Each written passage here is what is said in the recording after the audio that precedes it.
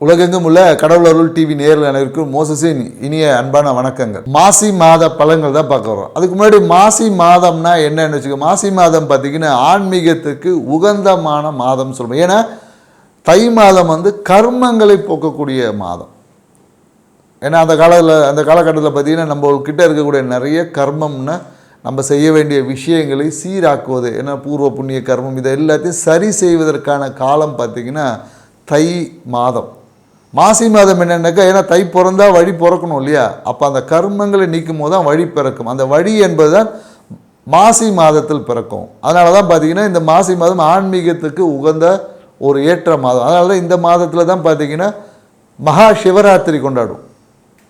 புரியுதுங்களா? மகா சிவராத்திரி பார்த்திங்கன்னா மாசி மாதத்தில் வரக்கூடிய விஷயம். ஏன்னா மாசி மாதத்துலலாம் பார்த்திங்கன்னா கும்பத்தில் சூரிய பகவான் இருந்து தன்னுடைய வீட்டையே பார்ப்பார். அப்போ என்னென்னாக்கா ஆத்ம காரியங்கள், அந்த ஆத்ம பலம் என்பது இந்த காலகட்டத்தில் அதிகமாகும்.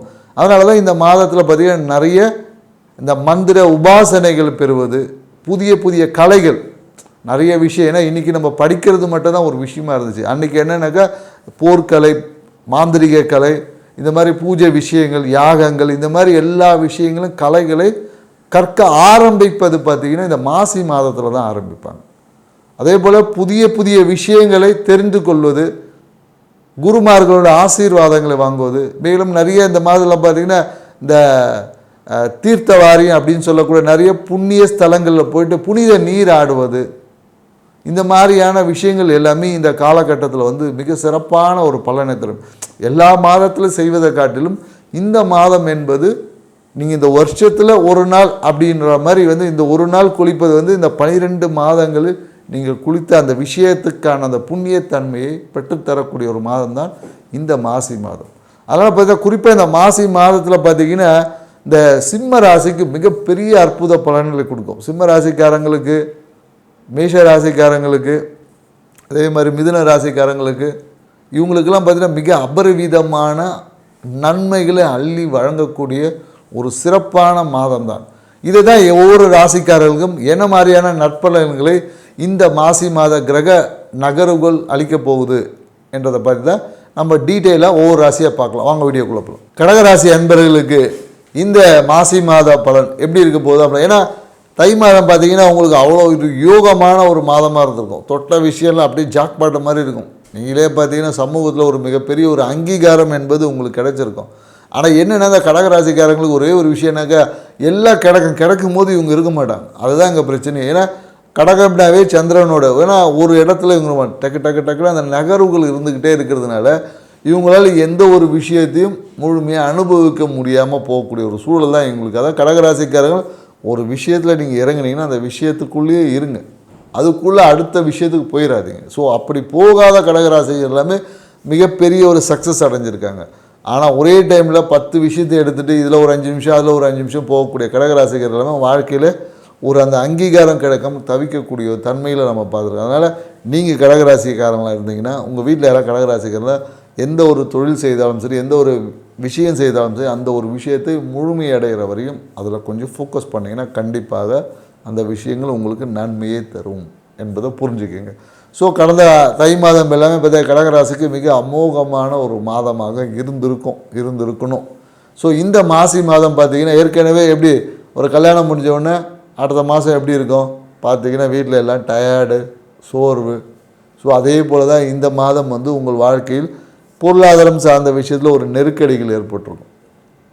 ஏன்னா ஒரு கல்யாணம் பண்ணால் கடன்காரனாக இருப்பாங்க இல்லையா. ஸோ அதே போல் தான் ஏன்னா கடந்த மாதம், ஏன்னா ஒரு மாதம் நல்லா இருந்தால் அடுத்த மாதம் கொஞ்சம் ரெஸ்ட்டு கொடுக்கக்கூடிய ஒரு மாதம். ஸோ அப்போ இந்த மாதம் கடகராசிக்காரர்களுக்கு கொஞ்சம் உங்களை ரிலாக்ஸ் பண்ணிக்கக்கூடிய ஒரு காலம் அப்படின்னு தான் நம்ம சொல்லுவோம். ஏன்னா இந்த காலகட்டத்தில் என்னென்னாக்கா குடும்பம் பார்த்திங்கன்னா பொருளாதாரம் சில நெருக்கடிகள் என்பது இந்த காலகட்டத்தில் ஏற்படுமான கண்டிப்பாக ஏற்படும்.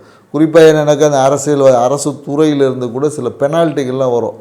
ஏன்னா டயரில் நிறைய விஷயங்களை பார்த்திங்கன்னா செய்ய வேண்டியதே மறந்துருப்பாங்க. சில பேர் டாக்ஸு ஜிஎஸ்டி கட்ட வேண்டியதே மறந்துருப்பாங்க, அதுக்கான பெனால்ட்டி வரும். சில பேர் பார்த்திங்கன்னா ஏதாவது ஒரு விஷயங்களில் இப்போ வீட்டுக்காக ஏதாவது ஒரு விஷயம் செய்யணுன்னா அந்த விஷயத்தை இவங்க செய்ய தவறிப்பாங்க. அதனால் ஏதாவது ஒரு அரசு சார்ந்த விஷயத்தில் ஒரு சிறிய பெனால்ட்டி என்பது வருவதற்கான வாய்ப்பு இருக்குது. மேலும் என்னென்னாக்கா இந்த காலகட்டத்தில் என்னென்னாக்கா அண்ணன் அக்கான்ற உறவுகால அவங்க செய்த விஷயங்கள்னால சில பேருக்கு பார்த்திங்கன்னா ஒரு கருத்து வேறுபாடுகள் வரும்.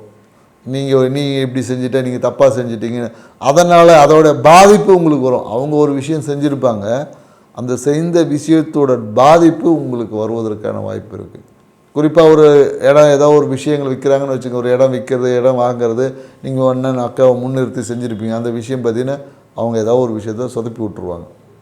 ஸோ மேலும் என்னென்னாக்கா இந்த காலங்களில் இந்த குடும்பம் சார்ந்த விஷயத்தில், வாழ்க்கை துணை, உங்களோட கணவன் மனைவி, அவங்களோட குடும்பம் இருக்கு இல்லையா, அது சார்ந்த விஷயத்தில் ஒரு பிரச்சனை ஏற்பட்டுரும். இந்த காலங்களில் என்னென்னாக்கா நிறைய பேர் என்னென்னாக்கா அவங்களுக்கு சப்போர்ட் பண்ணும். அவங்களோட மாமியார் அந்த உறவு வந்து என்னென்னாக்கா அவங்களோட கணவன் மனைவி உங்கள் குடும்பத்துடன் உறவால் சில பேருக்கு மனக்கசப்புகள் எல்லாமே ஏற்படும். மேலும் நிறைய பேருக்கு என்னென்னாக்கா இந்த அண்ணன் அக்கா உறவு தான் இந்த காலகட்டத்தில் ரொம்ப ஒரு பிரச்சனையை கொடுக்கக்கூடிய ஒரு விஷயமா இருக்கும். அதே போல் என்னென்னாக்கா இந்த இடம் சார்ந்த விஷயம், ஏதாவது ரியல் எஸ்டேட் பார்த்திங்கன்னா இடம் சார்ந்த விஷயத்தில் விற்கிறீங்க அப்படின்னீங்கன்னா அதை இன்றைக்கி பார்த்திங்கன்னா விற்பதற்கான வாய்ப்புகள் என்பது இருக்குது. அது திடீர் நிகழ்வாக நடக்கும். அது ஒரு பிரச்சனைக்கு அப்புறமா நடக்கும்னு சொல்லணும். இப்போ கடகராசிக்காரங்களும் ஒரு இடம் விற்கிறது வாங்கிறது இந்த மாதிரியான விஷயங்கள் ஈடுபட்டிங்கன்னா ஒரு பிரச்சனைக்கு பிறகு தான் அது நடக்கும். குறிப்பாக ஒரு பெண்ணால் ஒரு பிரச்சனை ஏற்படுவதற்கான வாய்ப்புகள் என்பது இருக்குது. ஸோ அதனால் கடகராசிக்காரன் இந்த காலகட்டத்தில் கொஞ்சம் பெண்கள் சார்ந்த விஷயத்தில் கொஞ்சம் கவனமாக இருக்கணும் அப்படின்னு சொல்லக்கூடாது. மனசு பார்த்திங்கன்னா இந்த காலகட்டத்தில் எல்லாமே என்னடா இது அப்படின்ற ஒரு விரக்தி என்பது இருக்கும். நிறைய பேர் பார்த்திங்கன்னா இந்த காலகட்டத்தில் இந்த விஆர்எஸ் கொடுக்கலாமான்ற ஒரு எண்ணெல்லாம் வரும். எதிர்பார்த்த அந்த விஷயம் நடக்காதனால விஆர்எஸ் நிறைய பேர் இந்த காலகட்டத்தில் கொடுப்பாங்க. ஏன்னா அந்த எதிர்பார்த்த விஷயங்கள் சரியான ஒரு ப்ரொமோஷன் எதிர்பார்த்துருப்பாங்க, அது கிடச்சிருக்காது, உடனே வேலையை தூக்கி போட்டுருவோம், வேலையை ரிசைன் பண்ணிட்டு போவோங்க. ஏன்னா இந்த காலகட்டத்தில் அந்த மாதிரி வேலையை ரிசைன் செய்திடலாம் அப்படின்னு எதிர்பார்க்கக்கூடிய கடகராசிக்காரன் கொஞ்சம் பொறுமையாக இருந்து பண்ணணும். இந்த காலத்தில் எந்த ஒரு அவசர முடிவுகளும் கடகராசிக்காரர்கள் எடுக்கக்கூடாது என்பது தான் சொல்கிறோம். ஏன்னா டக்குன்னு ஒரு முடிவு எடுத்துகிட்டு அதனாலேயே பிரச்சனையை சந்திக்கக்கூடிய ஒரு வாய்ப்புகள் என்பது இருக்குது. ஸோ அதனால் கடகராசிக்காரர்கள் இந்த காலகட்டத்தில் எந்த ஒரு முயற்சியும் முடிவு எடுக்காமல் தள்ளி போடுங்க. ஏன்னா நீங்கள் தள்ளி போட்டாலும் உங்களை தேடி ஏதாவது ஒரு பிரச்சனைகள் வந்து கொண்டு இருக்கும். ஸோ அந்த பிரச்சனையை சமாளிக்கிறதுக்கு மட்டும் இல்லை, அந்த பிரச்சனையை கொஞ்சம் காலம் தாழ்த்துங்க. இப்பயே முடிக்கணும்னு அவசியம் இல்லை, கொஞ்சம் தள்ளி போடுங்க. அந்த பிரச்சனையோட வீரியம் குறைஞ்சி அந்த பிரச்சனை இல்லாமல் போயிடும். ஸோ அதை தான் நம்ம உங்களுக்கு இந்த மாசி மாத விஷயமாக உங்களுக்கு சொல்லுது. ஏன்னா தொட்டது எல்லாமே ஒரு பிரச்சனை இருக்குது. மனம் கூட பார்த்திங்கன்னா ஏதாவது மன அழுத்தத்துக்காக எங்கேயா ஒரு டூர் போகலாமுன்னு அங்கே போனால் அங்கே ஒரு பிரச்சனை இருப்பான். சில பேர் என்னென்னாக்கா ஒரு மன அமைதிக்காக ஏதோ ஒரு சிவாலயத்துக்கு போகலான்னு போடுவாங்க. அங்கே போனீங்கன்னா அங்கேயே ஒரு பெரிய சண்டையே நடக்கும். ஏன்னா இவங்க மன அமைதியாக போய் இங்கே உட்காருங்கன்னு சொல்லுவாங்க, இவங்க சொல்லுவாங்க இங்கே உட்காரக்கூடாதுங்க, அங்கே போகணும், இங்கெல்லாம் பண்ணக்கூடாது அப்படின்னு சொல்லும் போது அதுவே ஒரு பிரச்சனையாக போகும். ஸோ இந்த மாதிரி என்னென்னாக்கா இந்த காலகட்டத்தில் கூட்டு முயற்சி என்பது கடகராசிக்காரர்களுக்கு அந்த அளவுக்கு செட் ஆகுது. ஸோ அதனால் இந்த காலகட்டத்தில் என்னென்னாக்கா உங்களோட பேச்சு செயல்பாடுகளை கொஞ்சம் அமைதியாக்கி உங்களுடைய நண்பர்கள்கிட்ட விட்டுணும். நீங்களே முடிவு எடுத்துக்குங்க, நீங்களே பார்த்துக்குங்க அப்படின்னு முடிவு எடுக்கக்கூடிய விஷயத்தை அவங்கக்கிட்ட விட. ஏன்னா எப்பொழுதும் பார்த்திங்கன்னா இயற்கை வந்து நாம் பலகீனமாகும் போது நமக்கு எதிர்க்கு உள்ளவங்க பலமாயிடுவாங்க, நாம் பலமாகும் போது அவங்க பலகீனமாகும். ஸோ வாழ்க்கை என்பது ஒரு சமநிலை, ரயில்வே ட்ராக் மாதிரி தான். ஒன்று பெருசாக ஆகக்கூடாது, சின்னதாக ஆகக்கூடாது. சுருங்கினாலும் ட்ரெயின் கீழே போட முடியாது, விரிவடைஞ்சாலும் ட்ரெயின் கீழே விழுந்துடும். ஸோ அதே மாதிரி தான். ஸோ வாழ்க்கை என்பது சமமாக பயணிக்கணும். அதனால தான் என்னென்னாக்கா அந்த சமநிலைப்படுத்துவதற்காகலாம் எப்போல்லாம் ஜாதகரோட பலம் குறையும் போதோ அவங்க வாழ்க்கை துணையோட பலம் வந்து வலுவாயிடும். ஸோ அதை பேலன்ஸ் பண்ணிக்கணுமே தவிர நான் பலம் ஆகிட்டேன் அப்படின்னீங்கன்னா அங்கே ஒரு ஈகோ கிளாஷ் வந்துடும். ஸோ அதனால் என்னென்ன கடகராசிக்காரர்கள் குறிப்பாக இதை புரியும். ஏன்னா நண்பர்களாக அதிகமாக ஏமாற்றப்படக்கூடிய ராசி, ஏமாறக்கூடிய ராசி பார்த்திங்கன்னா கடகராசி. ஸோ குறிப்பாக நிறைய பேர் நண்பர்களை நம்பி ஏமாறுவாங்க, நாங்கள் என்னை ஏமாற்றிட்டான் அப்படின்னு சொல்லுவாங்க. இதை நிறைய கடகராசிக்காரங்க. ஏன்னா நீங்கள் நம்புவது இங்கே பிரச்சனை கிடையாது, மொத்தத்தையும் அங்கே ஹேண்ட் ஓவர் பண்ணிவிட்டு நீங்கள் வெறுமையாக உட்கார்றது தான் இங்கே பிரச்சனை. ஸோ எதை அவங்கக்கிட்ட கொடுக்கணும், எந்த பொறுப்புகளை அவங்கக்கிட்ட கொடுத்தா சரியாக இருக்கும் என்பதை புரிஞ்சு பாதியாக இருக்கும். மொத்தத்தையும் கொடுத்தீங்கன்னா ஏமாற்றம் என்பது உறுதி. உங்களுடைய பங்களிப்பில் பாதி பங்களிப்பை கொடுத்தீங்கன்னா கண்டிப்பாக மிகப்பெரிய ஒரு வெற்றியாளர். ஏன்னா கடகராசிக்காரர்கள் தான் பார்த்திங்கன்னா மிகப்பெரிய ஒரு பிஸ்னஸ் மேக்னட் பார்த்திங்கன்னா கடகராசிக்காரில். இந்த விஷயத்தை மட்டும் புரிஞ்சுக்கிட்டிங்கன்னு வச்சுக்கோங்க, உங்கள் வாழ்க்கை ரொம்ப சிறப்பாக இருக்கும். ஏன்னா இது எல்லாத்தையும் தீர்வு. ஏன்னா கடகராசிக்காரர்கள் பார்த்திங்கன்னா அம்மானாவே அவ்வளோ ஒரு இது. நிறைய பேர் என்னென்னாக்கா ஒர்க் ஃப்ரம் ஹோம் வீட்டிலேருந்து செய்யக்கூடிய எல்லா தொழில் சார்ந்த முயற்சியிலும் மிகப்பெரிய ஒரு வெற்றி அடையும். நிறைய வீட்டிலேயே தொழில் செய்யணும். பார்த்தீங்கன்னா கம்பெனியில் வேலை செய்யறது காட்டிலும் வீட்டிலிருந்து தொழில் அமைப்பை செய்யக்கூடிய கடகராசி, நீங்கள் ஒரு கடகராசிக்காரர் இருந்தால் நீங்கள் உங்களை தொழிலை வீட்டிலேயே ஒரு பார்ட்டிஷன் பண்ணி செஞ்சு பாருங்கள். இல்லை ஒரு வீட்லேயே ஒரு ஆஃபீஸ் செட்டப்பை போட்டு செஞ்சு பாருங்கள். தொழிலில் மிகப்பெரிய ஒரு உச்சத்தை அடையக்கூடிய ஒரு வாய்ப்பை அந்த வீடும் சரி அந்த அமைப்பை ஏற்படுத்தி கொடுக்கும்.